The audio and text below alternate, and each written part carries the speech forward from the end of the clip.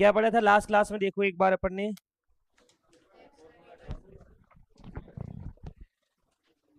Date वाले कुछ formula पढ़े होंगे। चलिए बस एक फॉर्मूला और करा के एक्सेल को आज खत्म करते हैं। उस फॉर्मूले से संबंधित सवाल पूछे जाते हैं अपन लोगों से। कोशिश करें कि आपको समझ आ जाए।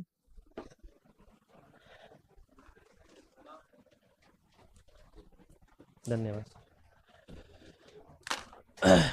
एक बार बोर्ड पर देख लो। अगला फॉर्मूला है जिसे हम कहते हैं लॉजिकल फॉर्मूला या लॉजिकल फंक्शन। अगले फंक्शन का नाम है लॉजिकल फंक्शन। एक का हम लोग ज्यादा यूज करते हैं जिसके क्वेश्चन आते हैं। फंक्शन का नाम है जिसे हम कहेंगे इफ। क्या कहते हैं? कौन सा फंक्शन पढ़ना है हम लोगों को? इफ वाला फंक्शन पढ़ना है। कैसे सवाल आते हैं वो बात करूंगा साथ की साथ। हाँ सर, कौन सा फंक्शन पढ़ना है? इफ वाला। कैसे क्वेश्चन आते हैं वो भी साथ की साथ देखते हैं। देखो इफ का मतलब होता है जैसे इफ का नाम आए तो आप कहेंगे किसके लिए इस्तेमाल करते हैं इसको? कंडीशन के लिए। किसका इस्तेमाल किया जाता है? इफ का इस्तेमाल किया जाता है। ठीक है मेरी बात? अच्छा, इफ का सिंटेक्स कैसा होता है?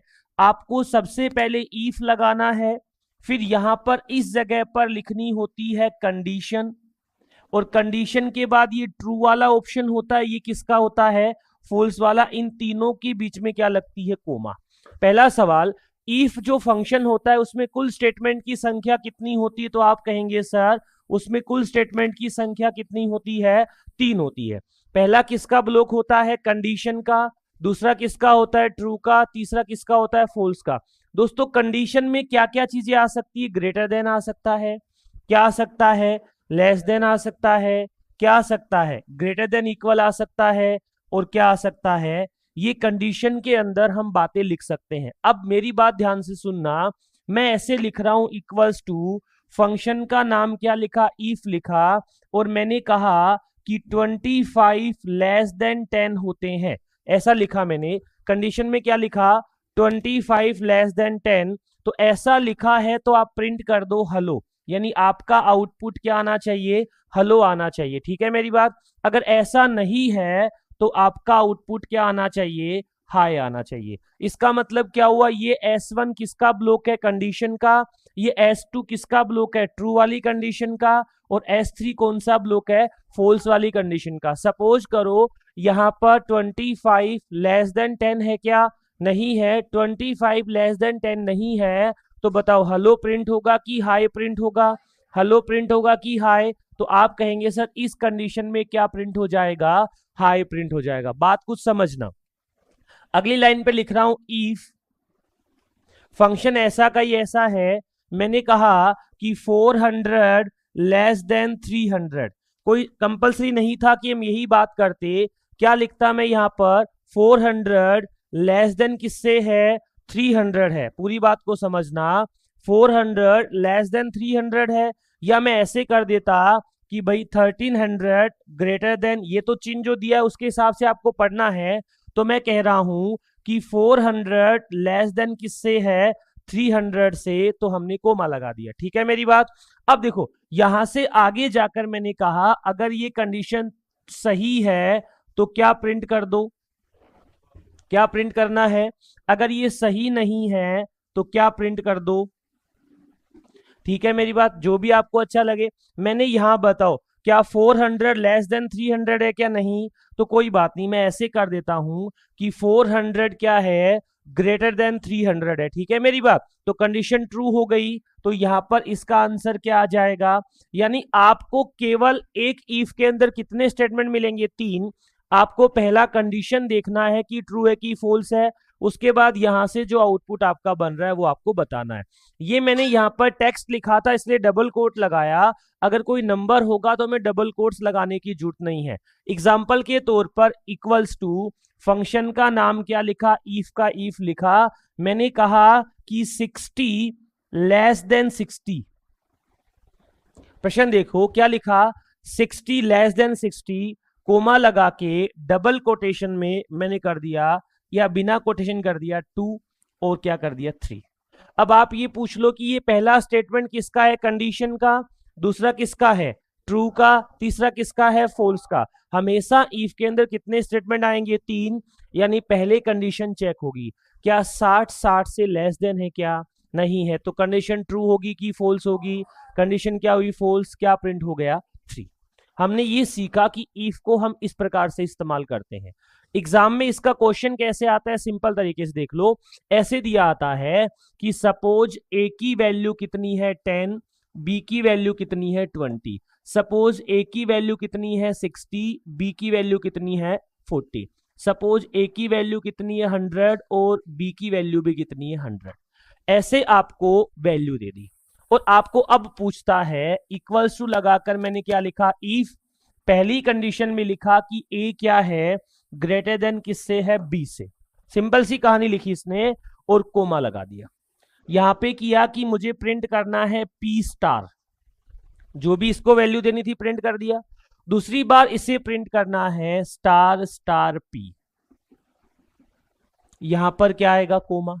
अब ध्यान से देखो और समझो, इसका नाम क्या है S1, इसका नाम क्या है S2, इसका नाम क्या है S3। इनका मतलब क्या हुआ, स्टेटमेंट पहला, स्टेटमेंट दूसरा, स्टेटमेंट तीसरा, तीनों बातें हो गई। ये किसका ब्लॉक है, कंडीशन वाला ब्लॉक है। ये कौन सा ब्लॉक है, ट्रू वाला। ये कौन सा ब्लॉक है, फॉल्स वाला। यानी इनका तो एक एक ही आउटपुट आ रहा था, इसके कितने आएंगे, 3 आएंगे। बताओ, सबसे पहले अगर मैं ये पूछूं कि ए की वैल्यू कितनी है 10, बी की वैल्यू कितनी है 20, तो क्या प्रिंट होगा, बोलकर बताओ, क्या प्रिंट होगा। क्या ए बड़ा है क्या बी से, नहीं है, तो पहली कंडीशन में क्या प्रिंट किया, स्टार स्टार पी। कोई दिक्कत नहीं है, ये क्वेश्चन एग्जाम में आया हुआ है ऐसा कैसा।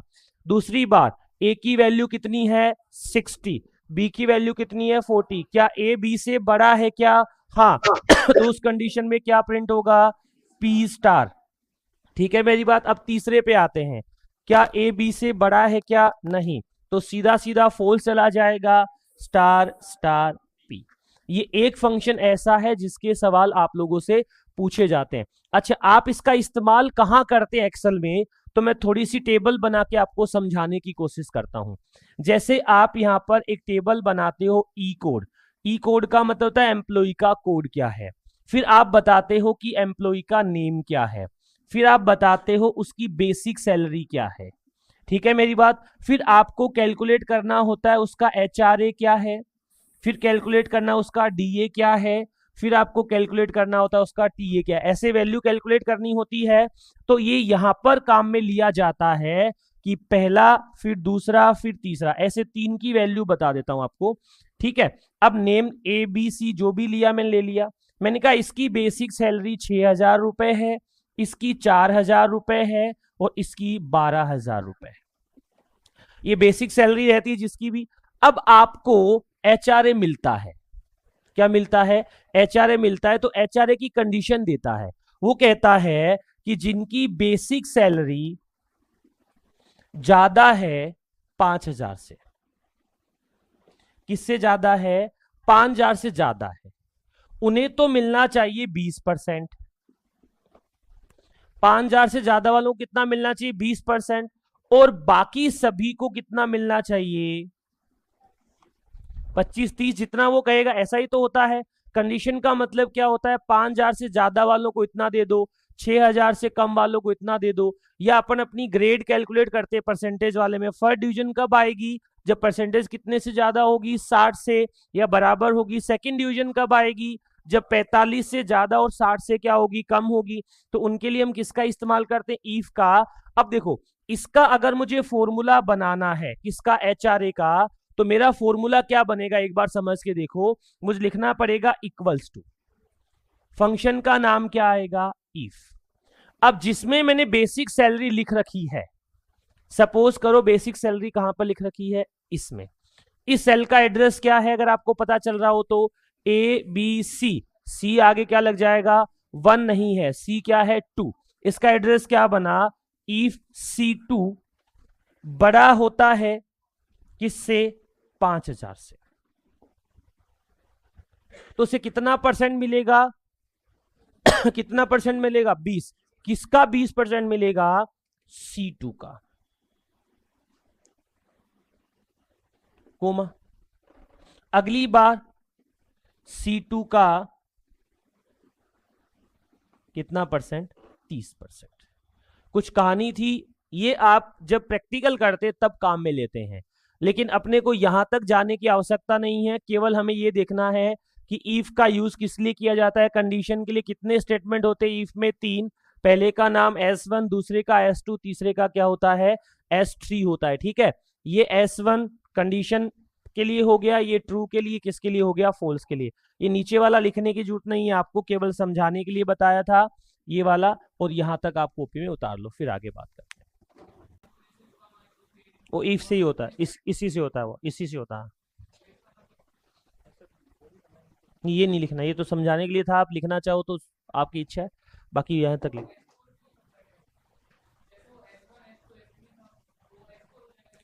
S4 नहीं होगा, एक और इफ हो जाएगा उसके अंदर, स्टेटमेंट 3 ही होंगे, S4 नहीं बनेगा।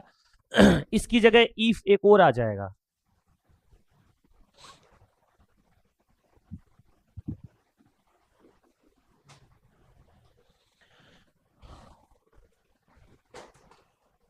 लिख दिया? ये तो केवल मैंने आपको समझाने के लिए बताया, इसके साथ अलग से ऑप्शन दिए हुए आ जाएंगे। अच्छा एक बात देखो, एक बात मैं थोड़ा चेंज कर देता हूं ताकि आप लोग ध्यान से पढ़ें। मैं ये कह रहा हूं, अगर यहां पर ऐसा आ जाता, इक्वल्स टू लगाकर बी आ जाता। अभी क्या लिखा था? A greater than equal to b. तो अगर ऐसा लिखा हुआ आया तो इस आउटपुट में कोई चेंजेस नहीं आएगा, ऐसा कैसा रहेगा? इस आउटपुट में भी कोई चेंजेस नहीं आएगा, ऐसा कैसा ही रहेगा। केवल किस में चेंज होगा बोलो? लास्ट वाले में। अब इक्वल टू लगाते ही लास्ट वाला क्या हो गया? सही हो गया, ट्रू हो गया। समझ आ रही है बात? देखो एक बार अगर आप स्क्रीन पर अच्छे से देखते हो तो समझ आ जाता है, लेकिन अब देखो जिनको ये समझ आ गया उनको अगर मैं यहां पर ये कह दूं कि भैया मैं इसमें चेंजेस कर रहा हूं, इसको मैं क्या बना रहा हूं? लेस देन इक्वल बना रहा हूं। इतनी देर ग्रेटर देन था, अब मैं क्या लिख रहा हूं? लेस देन और इक्वल टू लिख रहा हूं। बताओ पहली कंडीशन ट्रू है कि फॉल्स है? ट्रू है, क्योंकि ए अभी बी से क्या हो गया? छोटा। तो क्या प्रिंट होगा बोलो? दूसरी कंडीशन सबको दिख रहा है, फॉल्स है, तो क्या प्रिंट होगा बताओ? Star star P. तीसरी कंडीशन बताओ, इक्वल टू लगा हुआ है तो ट्रू है, इक्वल टू नहीं होता तो क्या हो जाती? फॉल्स हो जाती। तो ट्रू है तो क्या आएगा? P star. बस ये आपका फॉर्मूला होता है। ठीक है मेरी बात? थोड़ी सी बात कर रहा हूं, 5-10 मिनट में एक्सेल को आज फिनिश कर देता हूं। देखो दो बातें आपसे पूछ रहा हूं, मुझे सच में जवाब देना। जनरल बातें हैं, एग्जाम में सवाल भी इसका पूछा जाता है, कैसा प्रश्न आएगा ये भी मुझे आपसे बात करना है।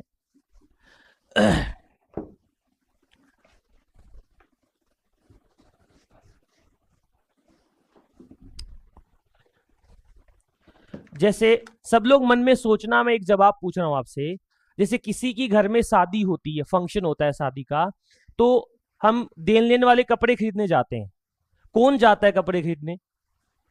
अब जैसे घर में किसी की शादी है, भाई की, बहन की, खुद की शादी पर एग्जाम्पल ले लो आप। तो जब आपकी शादी थी तो देन लेन में साड़ी, सूट या बर्तन कुछ तो चाहिए होंगे, खरीदने गए होंगे मार्केट में। जयपुर में तो सीपी जाते हैं सब लोग, चांदपोल।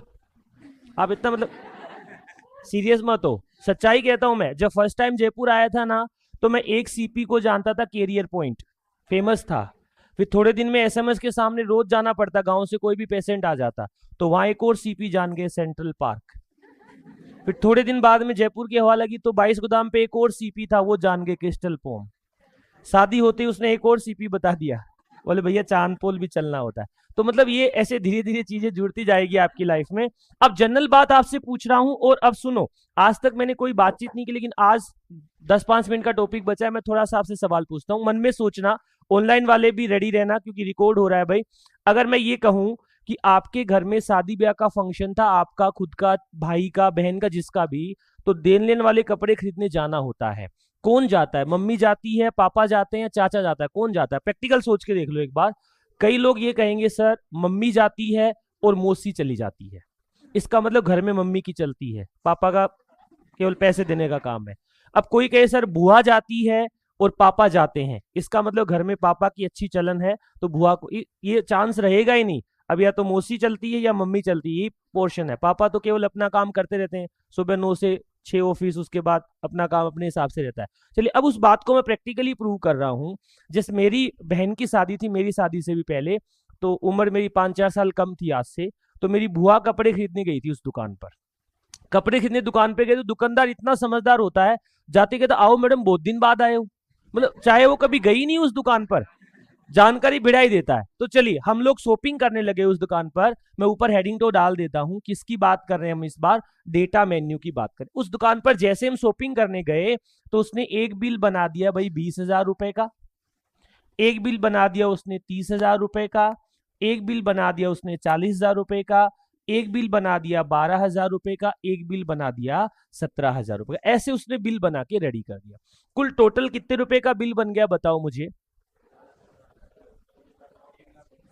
1,00,000, 1,19,000। यार जोड़ तो सही लो आप लोग कम। Yes sir, 1,19,000। 1,19,000 का बिल बन गया, यही सही जोड़ा है मैंने। चलिए अब सुनो सर, वहां जैसे ही दुकान पर गया तो ये सारा सामान खरीद लिया। एक्चुअली क्या था, कपड़े भी थे, बर्तन भी थे, और बहुत सारा सामान था। तो चलो एक और बिल बना देता हूं मैं, 1,00,000 का एक और बिल था, तो ये 2,19,000 रुपए का बिल बन गया। कोई दिक्कत नहीं, शादी में इतनी शॉपिंग तो अपने को करनी होती है। मैं क्या हरियाणा कपड़े लेने गया था, भिवानी पड़ता है हमारे उधर आगे, तो वहां क्या समोसे अच्छे मिलते, दही वाले, छोले वगैरह डाल के।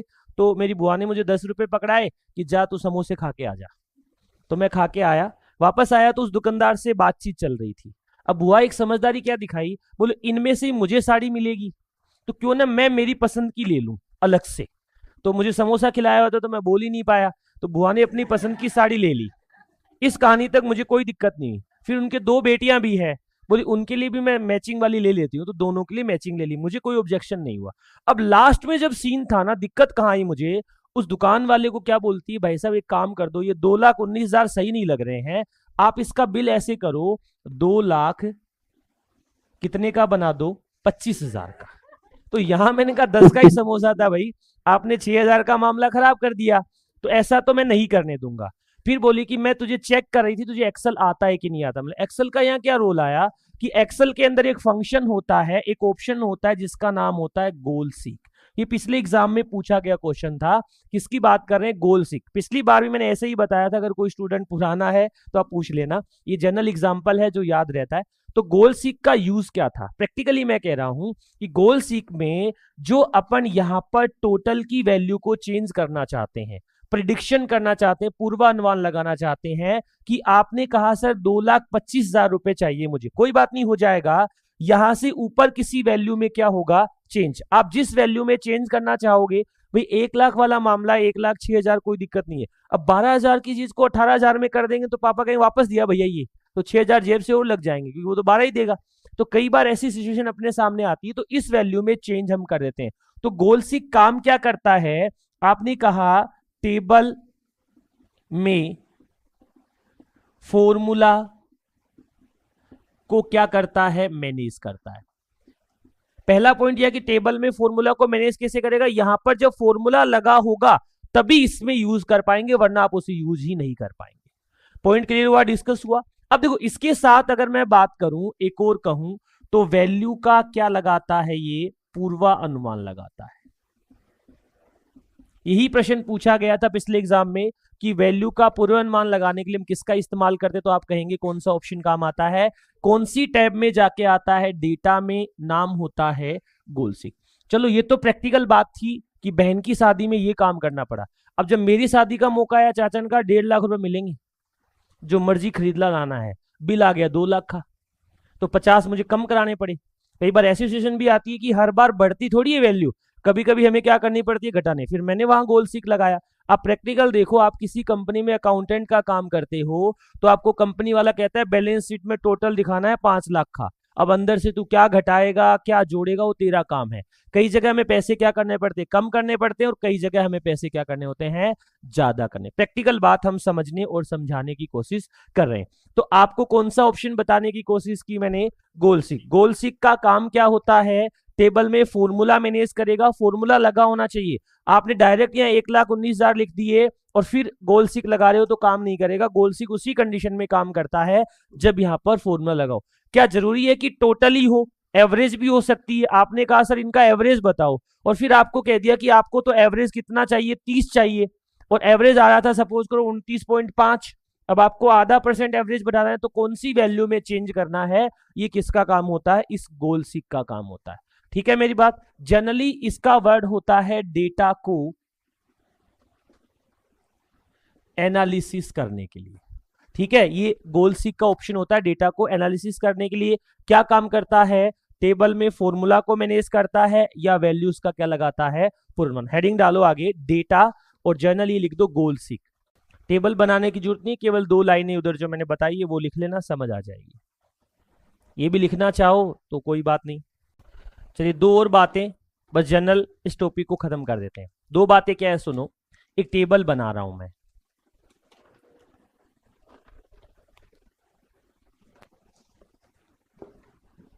ठीक है।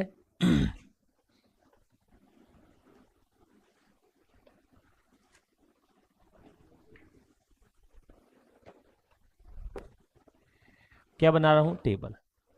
सबसे पहला कॉलम लिखा मैंने यहां पे रोल नंबर, फिर 1 2 3 4।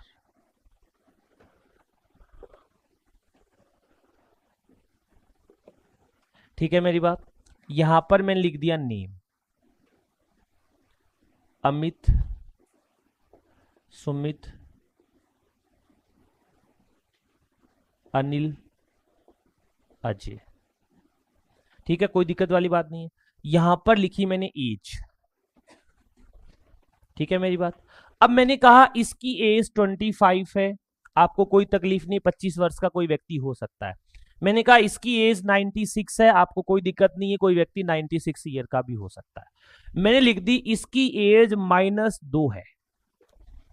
अब बताओ क्या ऐसा हो सकता है क्या? चलो मैं 2 मिनट क्लास से बाहर जाता हूं, मुझे कोई काम है, आप आवाज मत करना। तो मेरे जाते ही सबसे पहला काम क्या होगा, मैंने कह दिया इस कैमरे के कोई हाथ मत लगाना। तो मेरे जाते ही सबसे, इसके लिए क्यों मना करके गया, हाथ तो वैसे ही नहीं लगा रहे थे, तो अपनी इच्छा होती उसी काम को करने की। दूसरी बात, कई बार आप ये कहते हो कि सर हम एक्सेल में काम करते हैं, हम ऑफिस जाते हैं, और हम अगले के क्या लिखते हैं, आगे जाकर लिखते हैं मोबाइल नंबर। आपको ये पता है कि मोबाइल नंबर कितने डिजिट के होते हैं? क्या 11 के हो सकते हैं, क्या 9 के हो सकते हैं क्या?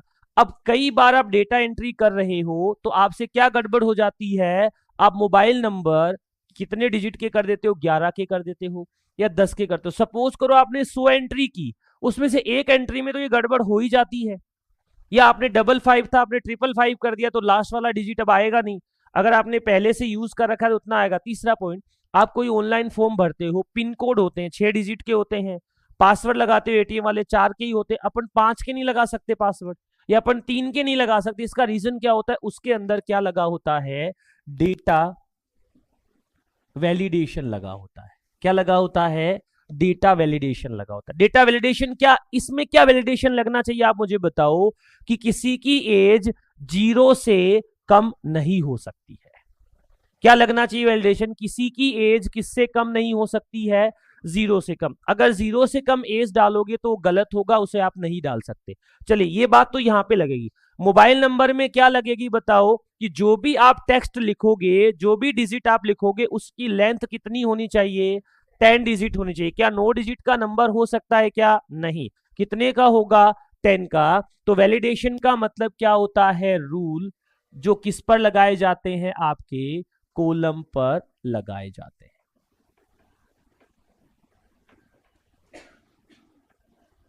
पहला पॉइंट हुआ यहां पर फिनिश। दूसरा देखो, यहां पर मुझे क्या वैलिडेशन लगाना है बताओ, क्या रूल लगाना है, कि आपकी एज क्या होनी चाहिए, हमेशा ग्रेटर देन किससे होनी चाहिए, 0। क्या इसमें 0 एज भी आएगी, क्या नहीं आएगी। क्या होनी चाहिए, 0 से बड़ी होनी चाहिए। 0 आएगा तब भी वो फॉल्स मानेगा। इसमें क्या लिखूं, आपका मोबाइल नंबर में क्या होना चाहिए, आपकी टेक्स्ट की जो क्या है लेंथ है, वो कितनी होनी चाहिए, हमेशा इक्वल टू किसके होनी चाहिए, 10। इसमें ग्रेटर देन का रोल नहीं है, क्या होनी चाहिए, 10 के बराबर ही होनी चाहिए। इस पर वैलिडेशन लगेगा। पहला नियम समझ आ गया। अब ये रोल नंबर क्या है, वैलिडेशन क्या है, इस पर मैं सेल में क्या जोड़ सकता हूं, क्या जोड़ सकता हूं, कमेंट जोड़ सकता हूं। क्या जोड़ सकता हूं, कमेंट। और कमेंट को एक्सेल में कहा जाता है सेल टिप।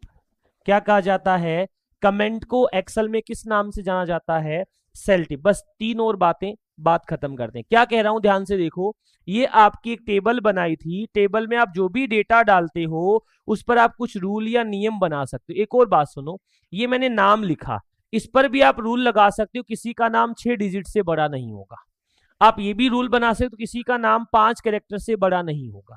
आप ये भी रूल बना सकते हो कि ये सभी के सभी मिस्टर है, तो इनके आगे हम क्या लगाएं, मिस्टर, और उसके बाद क्या लिखा हुआ है, अमित लिखा हुआ है। ऐसा भी आप रूल बना सकते हो। इन सभी रूल को हम वैलिडेशन के नाम से जानते हैं। ठीक है मेरी बात।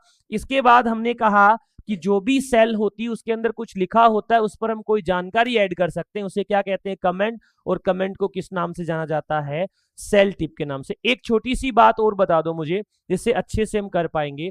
देखो कई बार, 1 मिनट को भी देना, सपोज करते हैं आपकी ये एक्सेल की सीट है, ऐसे मान लेते हैं, ये वाली थोड़ा बड़ा कर देता हूं, ये एक्सेल की सीट है पूरी की पूरी, जितने जनों को दिख रही है। अब आपको पूरा इतना पेपर तो दिखाई देता नहीं, कितना देता है, इतना ही तो दिखाई देता है। अब जैसे ही आप नीचे स्क्रॉल करोगे तो क्या होगा, ऊपर वाला गायब हो जाएगा। मेरे समझाने का मतलब क्या है, देखो बोर्ड पर एक बार, जैसे आपने टेबल बना रखी है, अभी तो 4 एंट्री दिख रही है। अगर इस टेबल में 100 एंट्री हो, कितनी एंट्री हो, 100, तो क्या होगा, ये ऊपर वाले धीरे धीरे धीरे ऊपर खिसक जाएंगे, फिर ये तो दिखेगा ही नहीं पहला रो तो आपको। अब ये क्या है क्या पता, ये क्या है क्या पता, ये क्या है क्या पता। तो इसके लिए हम क्या कर सकते हैं, जो सबसे पहला आपका क्या है, सबसे ऊपर वाला बोलो, इसे क्या बोलते हैं, पहला रो या टॉप रो बोल सकते हैं। इसे क्या बोलते हैं बताओ, कॉलम बोलते हैं। आप किसी रो या कॉलम को एक जगह पर फ्रीज कर सकते हो। क्या कर सकते हो, यानी मैं आपको क्या समझाना चाह रहा हूं, एक वर्ड होता है जिसे हम किस नाम से जानते हैं, फ्रीज पेन्स के नाम से जानते हैं। किस नाम से जानते हैं, फ्रीज पेन। फ्रीज पेन का मतलब क्या होता है, एक वर्कशीट के अंदर आप किसी भी रो को या किसी कॉलम को एक जगह पर क्या कर सकते हैं, फ्रीज। अब इसे फ्रीज कर दिया तो आपको फायदा क्या मिलेगा बोलो, जब आप इसे स्क्रॉल करोगे तो कौन सा कॉलम स्क्रॉल नहीं होगा, सबसे ऊपर वाला या लेफ्ट वाला, जो भी आपने फ्रीज कर रखा है। तो आपको ये पता चल जाएगा कि आपने क्या लिख रखा है ऊपर, वरना अब पूरा स्क्रॉल होता है, ऊपर जाके स्क्रॉल होगा। तो फ्रीज पेन का मतलब होता है, क्या काम आता है, रो या कॉलम को क्या करने के लिए, फ्रीज करने के लिए। अब ये प्रश्न कैसे आता है, देखो ये फ्रीज करना नहीं लिखा होता है, ये कहता है इससे हमेशा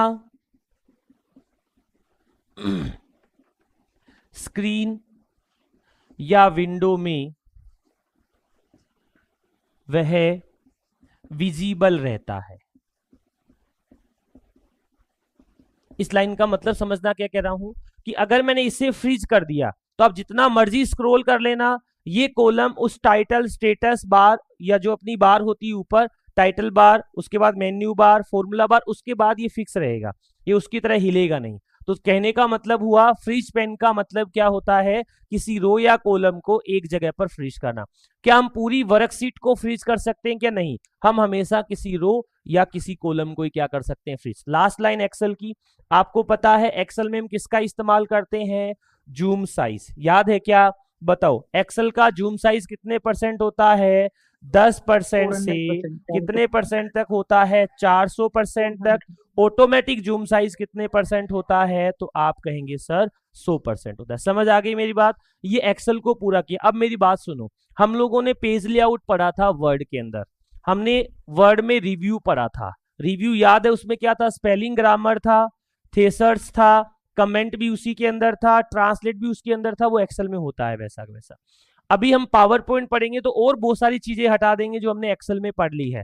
फाइल को सेव करना, कट करना, कॉपी करना, पेस्ट करना, अलाइनमेंट करना, जैसे एक्सेल में ही होते हैं वैसे ही किसमें थे, वर्ड में, और वैसे ही किसमें होते थे, पावर पॉइंट में। ये लिख लो, कल हम पढ़ेंगे पावर पॉइंट। ठीक है मेरी बात, आज इतना ही।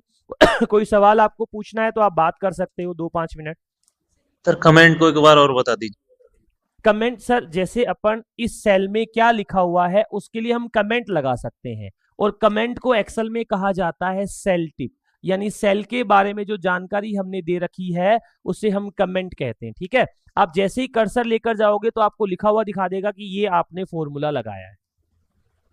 सर प्लीज एक बार डाटा वैलिडेशन को दोबारा समझा दीजिए ना।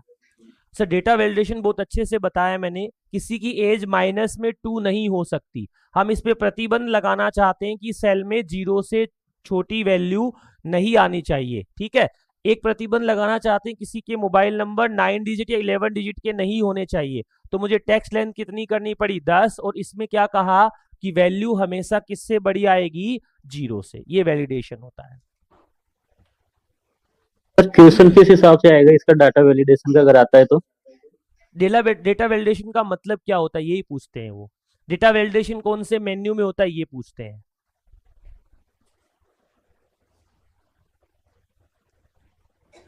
Okay sir, thank you. Sir आप कोई कमेंट ऐड करके दिखा सकते हैं इसमें, मतलब कहाँ करूं मैडम? मतलब कोई एग्जांपल के रूप में। क्या नाम है आपका? मनीषा।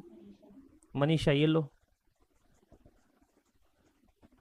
ये कमेंट में मनीषा लिख दो। तो रोल नंबर के नीचे कॉमर्स बैकग्राउंड था, अकाउंट्स में एंट्री करते थे, नीचे नरेशन लिखते थे हम लोग हमेशा। तो एंट्री करने के बाद नरेशन कमेंट में लिख देते हैं, वो कमेंट ही एक प्रकार का। जैसे अपन ने कोई बिल लिखा उसकी डिटेल, जैसे टिप्पणी लिखते हैं हम या रिमार्क लिखते हैं, वो कमेंट होता है। Okay sir. फेसबुक वाला कमेंट नहीं है, डीपी पे लिख दिया नाइस ऐसे वाला, वो नहीं। जिससे मतलब कुछ अपन ने यहाँ पे फॉर्मूला लगा रखा है, वो क्या है, उसका मतलब क्या है, वो दिखाने के लिए हम उसे यूज करते हैं। Okay sir.